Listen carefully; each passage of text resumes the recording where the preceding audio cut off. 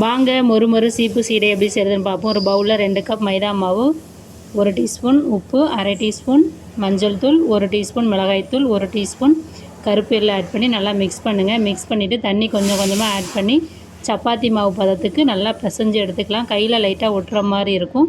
ஒரு 2 ஸ்பூன் எண்ணெய் தடவி நல்லா மிக்ஸ் பண்ணிவிட்டு ஒரு 10 நிமிஷம் நல்லா தட்டு போட்டு ஊற போட்டிங்கன்னா மாவு நல்லா மிருதுவாக சாஃப்டாக வரும். இப்போ 10 நிமிஷம் ஆயிடுச்சு பாருங்கள். இப்போ இந்த மாவை சின்ன சின்ன உருண்டைகளாக உருட்டணுங்க, மணிமணியாக சின்ன சின்னதாக. அப்போ தான் நமக்கு சீப்பு சீடை வந்து ரொம்ப கிறிஸ்பியாக எம்மியாக வரும். ரொம்ப பெருசாக உருட்டினா ரொம்ப சாஃப்டாக வந்துடுங்க. இப்போ இந்த உருண்டைகளை இந்த சீப்பு கட்டையில் தைக்கிற சீடையில் இந்த மாதிரி உருண்டையை வச்சு கட்டை விரலால் முன்னோக்கி நவுத்துனீங்கன்னா சங்கு போல் நமக்கு சுருண்டு வரும் பாருங்கள்.